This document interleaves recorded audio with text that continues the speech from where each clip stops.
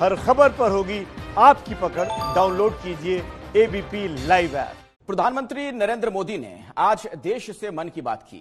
उन्होंने इशारों इशारों में चीन और सीमा पर उसके उकसावे के बारे में भी अपनी बात देश के सामने रखी। लेकिन चीन के खिलाफ आखिर क्या है प्रधानमंत्री मोदी के मन में एक्शन प्लान?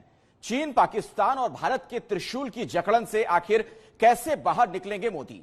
देखिए हमारी इस खास रिपोर्ट में क्या है मोदी के मन में। पंछी, हवा और नदियों के लिए भले ही किसी देश की सीमा कोई मायने न रखती हो, लेकिन सरहद की ये लकीरें इंसान की तकदीर की लकीरें बना सकती हैं और मिटा भी सकती हैं उसका वजूद।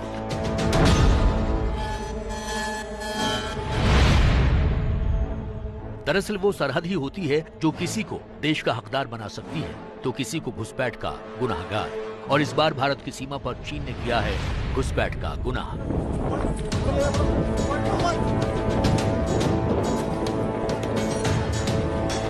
भारत और चीन के बीच सीमा पर तनाव नई बात नहीं है, लेकिन इस बार चीन ने जो दुस्साहस किया है उसके खिलाफ देश में चीन विरोधी माहौल चरम पर है और ड्रैगन के आर्थिक बायकॉट के साथ युद्ध की ललकार भी तेज होती जा रही है।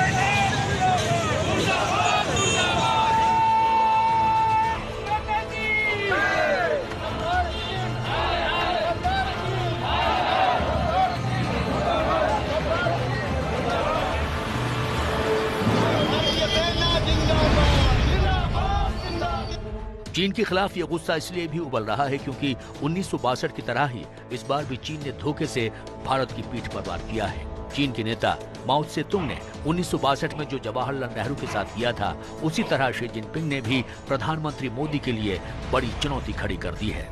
लद्दाख में चीन की अकड़ का जवाब अब मोदी कैसे देंगे, इस पर देश और दुनिया की निगाहें टिकी हैं। दरअसल पीएम मोदी के एक्शन का जहां देश की रणनीतिक किस्मत पर असर पड़ेगा, वहीं उनके कदम उनकी राजनीतिक विरासत भी तय करेंगे। लद्दाख में चीन के उकसावे पर मोदी का क्या जवाब होगा, इसका अंदाजा लगाना तो मुश्किल है, लेकिन चीन के तराजू पर आज जब वो रणनीतिक और राजनीतिक विकल्प तोल रहे हैं तो उनके जहन में क्या सवाल उठ रहे होंगे, इसका अंदाजा लोग उनके बयानों से लगा रहे हैं। दुनिया ने अपनी संप्रभुता और सीमाओं की रक्षा करने के लिए भारत की ताकत और भारत के कमिटमेंट को भी देखा है। लद्दाख में भारत की भूमि पर आंख उठाकर देखने वालों को करारा जवाब मिला है। भारत मित्रता निभाना जानता है तो आंख में आंख डालकर देखना और उचित जवाब देना भी जानता है।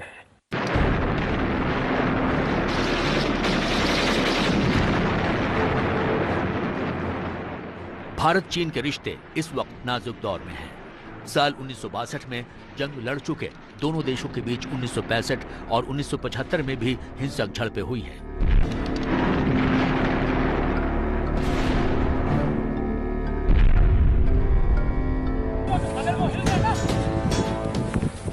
ये चौथा मौका है जब भारत और चीन की सीमा पर हालात बेहद तनावपूर्ण हैं। 16 जून की रात गलवान घाटी में भारत और चीन के सैनिकों के बीच जो कुछ हुआ उसने अमेरिका समेत पूरी दुनिया को झकझोर दिया है।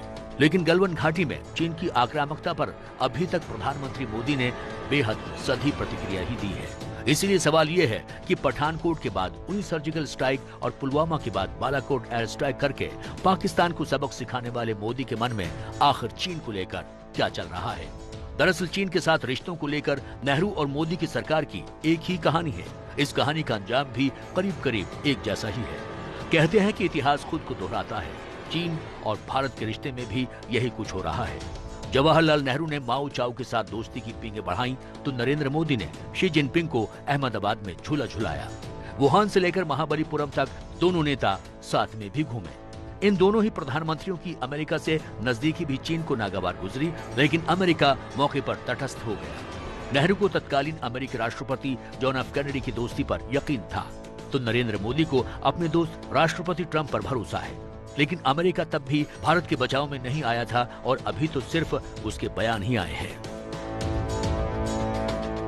This is going to dictate that in certain places there will be fewer American resources. There'll be other places. I just talked about the threat from the Chinese Communist Party. So now threats to India, threats to Vietnam, threats to Malaysia, Indonesia, South China Sea challenges, the Philippines. We're going to make sure we're postured appropriately to counter the PLA. We think that's the challenge of our time, and we're going to make sure we have resources in place to do that. To the extent that that change, the difference in what the United States decides to do, impacts adversely a threat someplace, it may be that other nations need to step up and take responsibility for their own defense in ways that they hadn't done previously. चीन की बढ़ती दादागिरी के खिलाफ America ने Asia में अपने सैनिकों की तैनाती का फैसला किया है ताकि जरूरत पड़ने पर वो चीन की सेना पीपल्स लिबरेशन आर्मी का मुकाबला कर सके।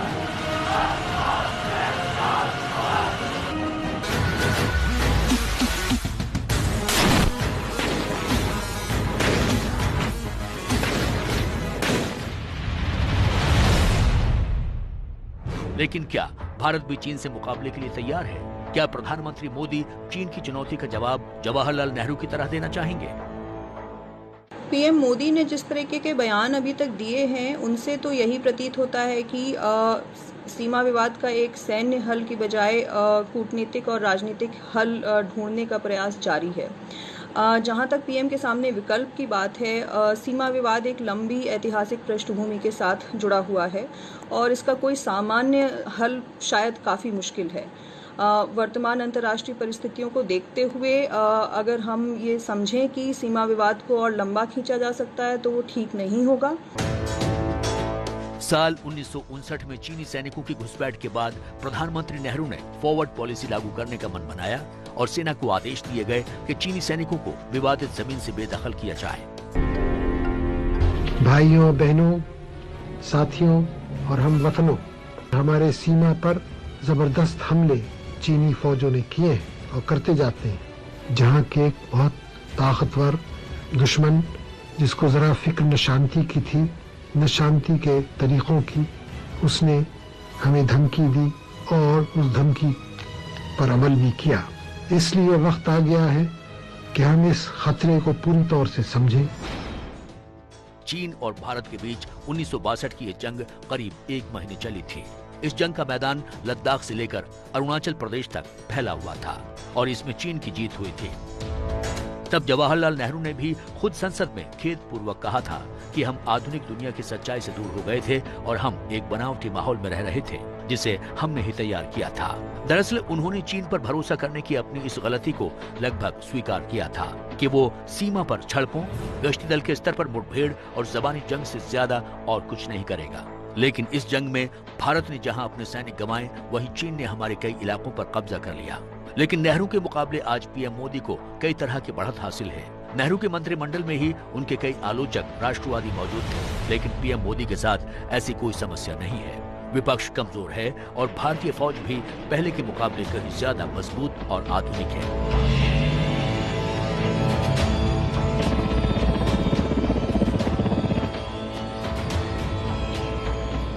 लेकिन 1962 में चीन ने जिन इलाकों में कब्जा किया वो ऊंचाई वाले इलाके हैं और ऐसे पहाड़ी इलाकों में नीचे से जंग लड़ना आसान नहीं होता है।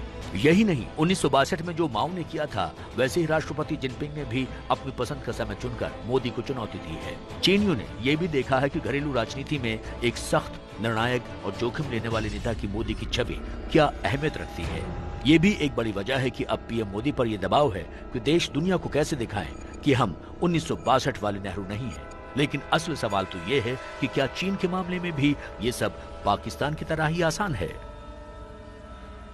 नेहरू की चीन नीति और मोदी की चीन नीति की आपस में तुलना की जा सकती है क्योंकि पिछले 1.5 महीनों से सीमा विवाद उसी ओर बढ़ता नजर आ रहा था। लेकिन अब यह विवाद नई परिस्थितियों में हो रहा है। पिछले 45 सालों में भारत और चीन के आपसी संबंध भी नई आर्थिक और नई सामरिक परिस्थितियों से प्रभावित और परिभाषित होते आए हैं। इसलिए इस बार सीमा विवाद को दूसरा हल दिया जा सकता है और वो बेहतर विकल्प भी होगा। सबसे पहले फर्स्टली फौज जो है, इंडियन आर्मी और एयरफोर्स और नेवी, ये देश का ब्रह्मास्त्र है।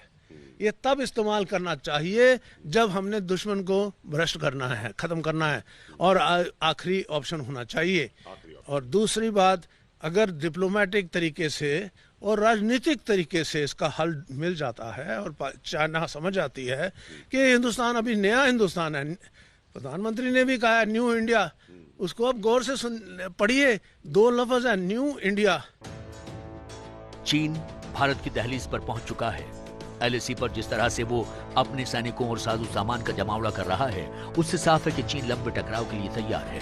चीन के सरकारी मुखपत्र ग्लोबल टाइम्स ने भी लिखा है कि अगर भारत सीमा पर तनाव बढ़ता है तो उसे 2 या 3 फ्रंट पर सैन्य लड़ाई लड़नी पड़ सकती है और इसे भारतीय सेना संभाल नहीं पाएगी। ये भारत के लिए विनाशकारी साबित हो सकता है। चीन, पाकिस्तान या नेपाल की सीमा पर भारत को सामना करना पड़ सकता है। दरअसल चीन ये मानता है कि इस समय भारत का पाकिस्तान और नेपाल के साथ भी सीमा पर तनाव जारी है, जबकि पाकिस्तान को लेकर उसकी राय ये है कि वो चीन के इशारे पर काम करेगा। जाहिर है सीमा पर ऐसे हालात पीएम मोदी के लिए अपने पूर्ववर्ती नेताओं की तरह ही दुविधा पैदा कर रहे हैं। ऐसे में कि जब चीन के साथ सीमा पर तनाव चल रहा है तो पाकिस्तान के साथ चल रहे विवाद को उछालना सही नहीं है, बल्कि हमारा प्रयास होना चाहिए कि दोनों में कोई लामबंदी ना हो पाए। उनकी लामबंदी को तोड़ने के लिए भारत को विश्व में अपने सामरिक महत्व और रणनीति को सामने लाना होगा। एक ऐसी सुलह जो फायदेमंद हो, बराबरी के माहौल में ही हो सकती है। भारत और चीन के अपने अपने सीमा के विवाद हैं। यदि ऐसे में पाकिस्तान के साथ चीन कोई लामबंदी करता है तो ये उसके भी फायदे की बात नहीं है और इस तरीके के चीन के किसी भी कदम से उसकी अन्य सीमाओं पर भी तनाव हो सकता है। एक तरफ पाकिस्तान तो दूसरी तरफ चीन के मोर्चे पर लड़ना शायद भारत का नसीब बन चुका है। दरअसल पाकिस्तान, चीन, भारत के इस त्रिशूल ने बरसों से भारत को जकड़ रखा है। आखिर भारत इस स्थिति को कैसे बदल सकता है?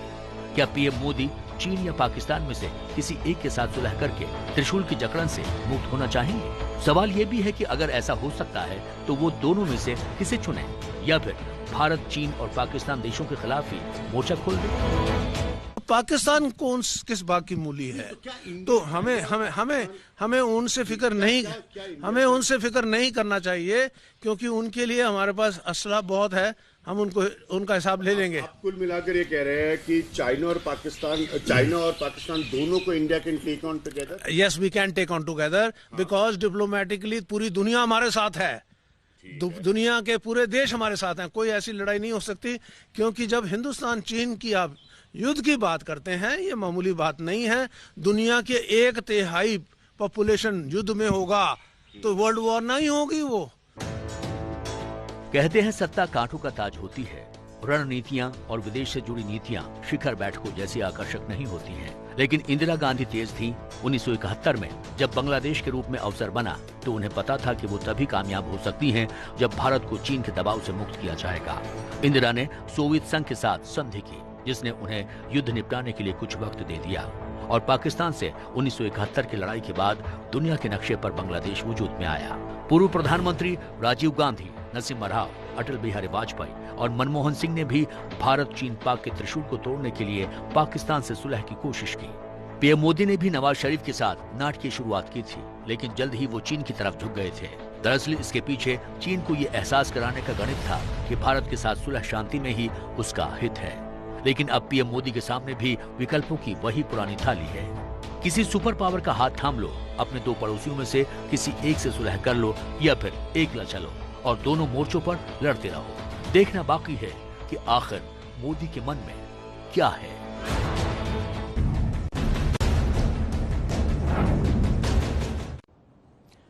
नमस्कार, स्वागत है आपका एबीपी न्यूज में। आपके साथ मैं हूं अखिलेश आनंद।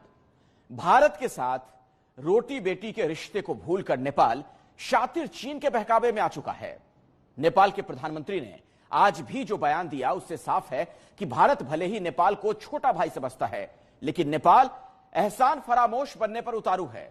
और अब हम आपको नेपाल बॉर्डर से एबीपी न्यूज की खास रिपोर्ट दिखाने जा रहे हैं, जिससे साफ हो जाएगा कि नेपाल चीन का नया गुलाम बनने की राह पर है।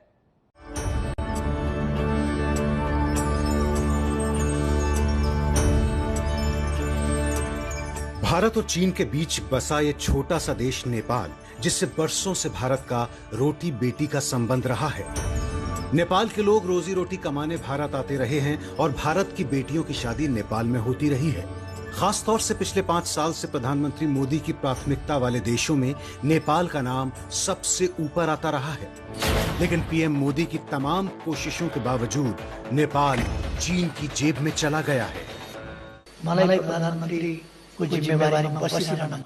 मैं प्रधानमंत्री पद पर बैठे रहना नहीं चाहता, लेकिन अगर मैं इस समय हटता हूं या मेरी सरकार गिरा दी जाती है तो नेपाल के पक्ष में बोलने वाला कोई व्यक्ति हिम्मत नहीं करेगा।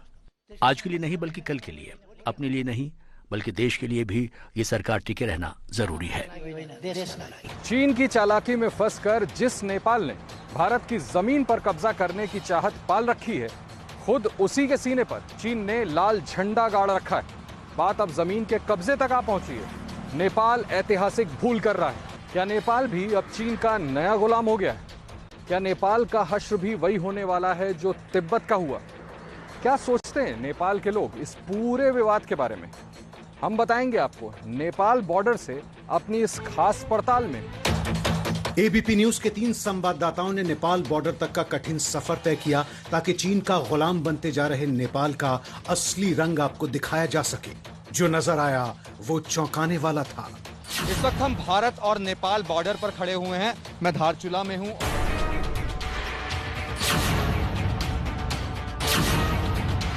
ये मेजरगंज बॉर्डर है सीतामढ़ी जिले का। हमारा इंडिया का नमक जो है 15 रुपए किलो खाती थी, आज वो अपने देश में 60 रुपए किलो नमक खा रही। आप हैं तो नेपाली, नेपाल के नागरिक हैं। देश के प्रेम है, देश प्रेम। दिल में क्या बसता है? दिल में तो हम लोग सोचते हैं कि इंडिया हो जाए। नेपाल पूरी तरह से चीन की सह पर काम कर रहा है। भारत के इलाकों को अपना बताने वाला विवादित नक्शा पास करने वाला नेपाल चीन की शह पर पुराने रिश्ते भूलकर भारत की अखंडता को चुनौती देने का दुस्साहस करने लगा है नेपाल। इसके सीधे सबूत हमें मिले जब एबीपी न्यूज संवाददाता अजीत राठी उत्तराखंड के धारचूला से नेपाल बॉर्डर पर स्थित आर्मी कैंप के नजदीक पहुंचे, जहां नेपाल तंबू तानकर नदी किनारे अस्थायी चौकियां बना रहा है। एबीपी न्यूज संवाददाता अजीत राठी बेहद मुश्किल सफर तय करके मौके पर पहुंचे, जहां से नेपाल के तंबू दिखाई दे रहे थे। एक तरफ भारतीय सेना के जवान घोड़ों के साथ मौजूद थे और दूसरी तरफ नेपाल तंबू वाली अस्थायी चौकियां बना रहा था। तो ये एक परिदृश्य इस चीज को दर्शाता है कि नेपाल किस तरह से अपनी चौकसी बढ़ाने में, अपनी सीमाओं को सशक्त करने में लगा हुआ है और उसको चाइना के इशारे पर जिस तरह से भी आगे बढ़ाया जा रहा है भारत के खिलाफ, वो आजकल अपनी सारी गतिविधियों को तेज कर रहा है। काली नदी भारत और नेपाल की सीमा का काम करती है। नदी के एक तरफ नेपाल है और दूसरी तरफ भारत। पहले काली नदी पर भारत और नेपाल को जोड़ने वाले तमाम पुल बंद कर दिए गए और अब नेपाल इसी काली नदी के किनारे अलग अलग हिस्सों में चीन की शह पर अस्थायी चौकियां बना रहा है। अब हम आपको नेपाल की वो चौकी दिखा रहे हैं जहां उसने हेलीपैड भी बना लिया है। जो ये आर्मी कैंप है, आप देख सकते हैं किस तरह से सैनिक वहां खड़े हैं और चौकसी बरते हुए हैं।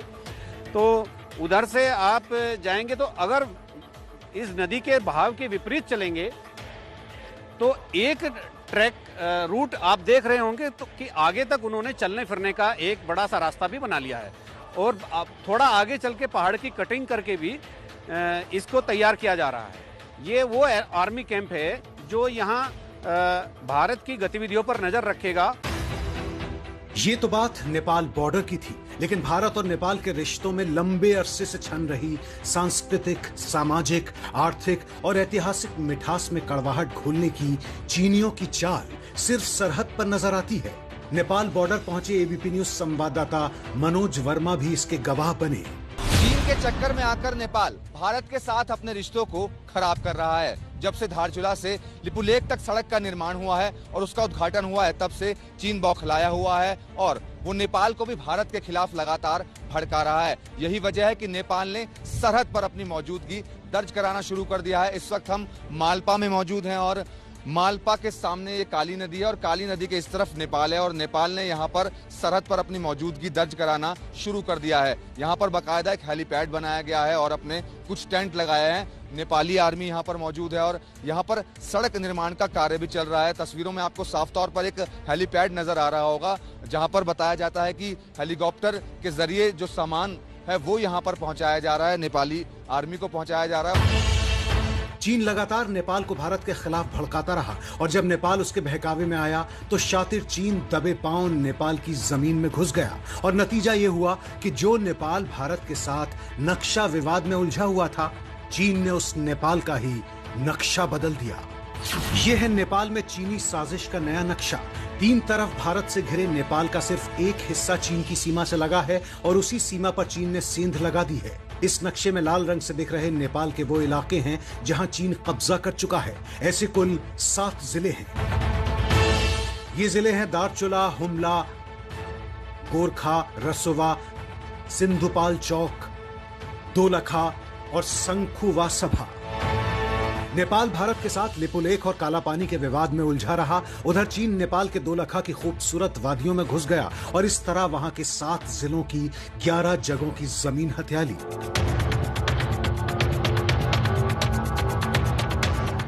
जैसे हुमला की भागदेर, खोला और करनाली नदी की 10 हेक्टेयर जमीन चीन के कब्जे में है।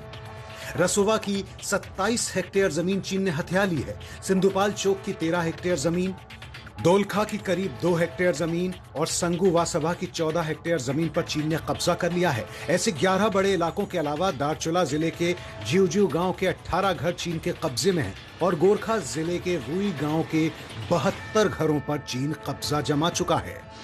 जापान के सर्वे डिपार्टमेंट ने तो यह भी कहा है कि 11 नदियों के रास्ता बदलने से पहले ही नेपाल 36 हेक्टेयर जमीन खो चुका है।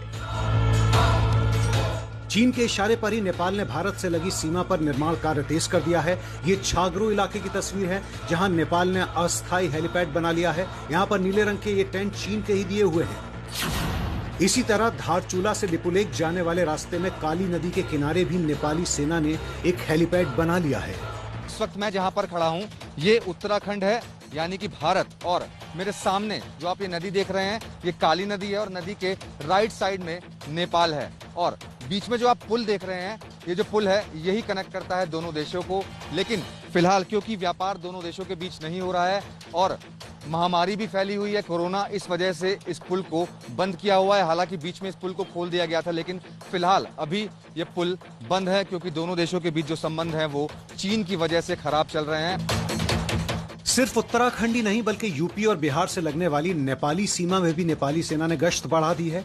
जगह जगह इस तरह के अस्थायी टेंट लगा दिए हैं जिन पर लिखी चीनी भाषा से साफ है कि नेपाल को ये टेंट चीन से मिले हैं। लेकिन नेपाल को ये समझ नहीं आया कि इस टेंट के बदले में चीन ने नेपाल की जमीन ही हथिया ली। नेपाल पे चीन का प्रभाव पड़ता है तो जो चीन भारत की घेराबंदी की कोशिश कर रहा है, कई देशों के माध्यम से कर रहा है और नेपाल पे अगर उसका इन्फ्लुएंस बढ़ता है तो उसका सीधा प्रभाव हमारे देश पे पड़ेगा और देश के लिए खतरे की स्थिति हो सकती है। आपको याद होगा कि हाल ही में यूपी के सीएम योगी आदित्यनाथ ने नेपाल को चेतावनी देते हुए कहा था कि नेपाल को वो गलती नहीं दोहरानी चाहिए जो तिब्बत ने की थी। चीन का इरादा तो शुरू से साफ है, वो नेपाल को दूसरा तिब्बत बनाना चाहता है और इसी वजह से तिब्बत में सड़क बनाते बनाते चीन नेपाल के अंदर घुस गया और वहां की जमीन पर जाकर बैठ गया। चीन ऐसा इसलिए भी कर रहा है क्योंकि वो नेपाल में जितना अंदर घुसेगा भारत के उतना करीब आएगा और इसका उसे सामरिक और रणनीतिक फायदा पहुंचेगा। नेपाल की ओली सरकार इस बात से भी डरी हुई है कि अगर नेपाल की जनता के सामने चीन के ये तथ्य आ गए तो वो सड़कों पर उतर आएगी। लेकिन अब नेपाल की उस करतूत का कच्चा चिट्ठा खुलता नजर आ रहा है जिसमें उसने चीन के हाथों अपनी जमीन गंवा दी है। साफ है कि नेपाल सरकार अब पूरी तरह से चीन के शिकंजे में फंसती जा रही है। चीन की इसी करतूत से ध्यान हटाने के लिए नेपाल ने पिछले दिनों एक नया नक्शा जारी कर भारत के कुछ हिस्सों पर अपना दावा ठोका था और अब नेपाल एफएम स्टेशन पर प्रोपेगेंडा चलाने के साथ साथ सस्ते गीतों के जरिए भी लगातार भारत के खिलाफ दुष्प्रचार कर रहा है। इसमें कोई शक नहीं कि नेपाल की राजनीति चीन से काफी प्रभावित हो रही है और इसके 2 कारण हैं। एक तो कि उनका आइडियोलॉजिकल जो कि नेपाली जो कम्युनिस्ट पार्टी है वो रूलिंग पार्टी है, उनका अलायंस जो है वो रूलिंग पार्टी है और उसके वहाँ पे उनका जो कम्युनिस्ट चाइनीज कम्युनिस्ट पार्टी है तो एक आइडियोलॉजिकल एफिनिटी है, आइडियोलॉजिकल लिंकेजेस हैं। इसके अलावा जिनपिंग का विजिट हुआ था 2019 में और उसके बाद से जो नेपाल की जो राजनीति है वो भारत और चीन की जो समस्या है उसमें उलझती नजर आ रही है और ये नेपाल के लिए फ्यूचर में एक बहुत बड़ी समस्या के रूप में इमर्ज कर सकता है। भारत और नेपाल के खुले बॉर्डर के बीच अब तक बेरोक-टोक 2 देशों की खुली हवा में सांस लेने वाले नेपाली नागरिक खुद अपनी सरकार के भारत विरोधी रवैये के खिलाफ हैं। एबीपी न्यूज की टीम भारत नेपाल बॉर्डर पर बसे यूपी के सोनौली में भी पहुंची जिसके पास से नेपाल की सीमा शुरू होती है। यहाँ नेपाली लोगों ने हमें बताया कि उनके साथ राजनीति हो रही है, जिसके लिए वो अपनी ही नेपाल सरकार को दोषी करार दे रहे हैं। इसमें सब राजनीति वाले दुनियादारी, अब नेता लोग आपस में क्या कर रहे हैं, हम क्या कर सकते हैं इसमें। और ये कोरोना का महामारी है, हम तो इंडिया से तो हमारा तो पुराना ही रिलेशन है ना। बसों में आते जाते लोगों को देखिए, नेपाल के लोगों को भारत की कितनी जरूरत है। एजाज अहमद खान और ओम प्रकाश यादव बता रहे हैं, जो खुद नेपाल से दवाई लेने भारत आए हैं। सब कुछ कपड़ा लत्ता ही लोग लेता था, सारा मार्केटिंग यहीं से करता था लोग। उधर से अपेलना होता है, इधर से अपेलना होता है, हम लोग बीच में कहाँ जाएं। हम लोग तो वास्तविक संस्कृति जो कल्चर है हम लोग का। आप लोग क्या चाहते हैं, आम आदमी क्या चाहता है? हम लोग मिलजुल हैं, दोनों देश का संबंध बना है, हम लोग खुशी है। शुरू से धार्मिक जैसे शुरू से आया है, सदियों से वो चलते, वो हमेशा बना रहे।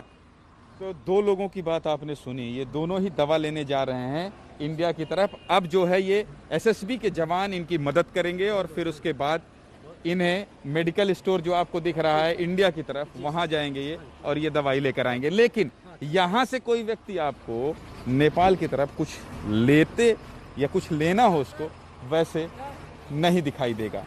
तो कुल मिलाकर आप देख सकते हैं कि क्या निर्भरता है नेपाल की भारत पर। भारत के सुपौल जिले और नेपाल के सप्तरी जिले के बीचों बीच ये लोग खेतों के बीच चले जा रहे हैं। हाथों में सामान उठाए नेपाली नागरिकों ने हमारी संवाददाता निधि श्री को कहा कि नमक तक के लिए भारत पर टिका नेपाल चीन की चालबाजी में क्यों आ गया, और ओली सरकार को याद दिलाया कि भारत से संबंध कितने जरूरी है। बहुत दिक्कत, बहुत लता कपड़ा, नीमक, दाल, हर चीज, तेल, चीनी यहाँ पर सस्ता मिलता है, नेपाल में महंगा मिलता है। ये नमक आपने भारत से खरीदा? भारत, धन्यवाद। हाँ, भारत से हम खरीदे हैं नमक। हाँ, हमारा नाम नरेश कुमार शर्मा है, घर बगली तिलाठी बगल लोखरम है। नेपाल के रहने वाले? नेपाल के हम रहने वाले हैं।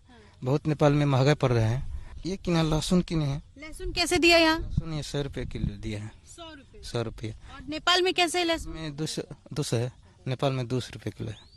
वो जो सड़क है दरअसल वही एक रास्ता है नेपाल के इस आसपास के जिले के जो लोग हैं जो आते हैं भारत में सामान खरीदने के लिए, चूंकि बहुत कड़ी सुरक्षा है बॉर्डर पर, और इसलिए क्योंकि सीमाएं सील है और एसएसबी के जवान ना तो नेपाली नागरिकों को यहाँ आने देते हैं, ना ही भारतीय नागरिकों को वहाँ जाने की अनुमति है, लेकिन इनके पास कोई ऑप्शन नहीं है। तो इसलिए इन लोगों ने एक दूसरा विकल्प चुना है। और ये जो आप नहर देख रहे हैं, ये नहर के किनारे किनारे कुछ इस तरीके से आते हैं, भारत के जो आसपास के जो बाजार है वहां से सामान खरीदा और चले जाते। नमक से लेकर के चीनी जो इन्होंने बताया लगभग 2 गुने 3 गुने कीमत पर नेपाल में मिल रहा है। इसलिए ये जो लोग हैं ये इसी तरीके से आते हैं। आप इन लोगों को देखकर, ये जो कुछ लोग यहाँ पर बैठे हुए हैं, इनको देखकर आप अंदाजा लगा सकते हैं कि इस तरीके की खबरें लगातार आ रही हैं कि चीन, भारत और नेपाल को एक दूसरे के संबंध के बीच चीन जो है वो अड़ंगे डाल रहा है, या चीन के इशारे पर नेपाल भारत के खिलाफ मोर्चा खोल रहा है। लेकिन इन लोगों का क्या होगा, क्योंकि नेपाल सरकार को शायद इस बात का इल्म नहीं है कि नेपाल की जो जनता है वो नेपाल सरकार से धीरे धीरे करके नाराज हो रही है। ये दशकों के रिश्तों से मजबूत हुई जज्बातों की डोर है। चीन जैसा मौका परस्त मुल्क ये कहां समझेगा। यही नहीं, नेपाल में बड़ी आबादी मधेशी समुदाय के लोगों की भी है। ये समुदाय भी नेपाल की ओली सरकार के भारत विरोधी फैसलों के खिलाफ आवाज बुलंद कर रहा है। नेपाल के सदन में 33 सांसद मधेशी समुदाय के हैं। इनका मानना है कि नेपाल का नया विवादित नक्शा भारत नेपाल के रिश्तों की डोर को कमजोर कर रहा है। नेपाली मधेशी इसे चीन की चाल मानते हैं और खुद को इससे दरकिनार कर चुके हैं। साथ ही नेपाल सरकार के नए नागरिकता कानून से भी मधेशी नाराज हैं। मधेशियों की शादी भारतीय महिलाओं से होना आम है, लेकिन नए कानून के बाद महिलाओं को शादी के 7 साल बाद नागरिकता मिलेगी, जिससे मधेशी समुदाय में काफी विरोध हो रहा है। मधेशी नेता इस मसले को लेकर आंदोलन तेज करने के मूड में हैं। जो मधेसी हैं वो कल्चरली या राजनीति के तौर से देखें तो भारत के करीब है और वो भारत की राजनीति से भी प्रभावित होता है।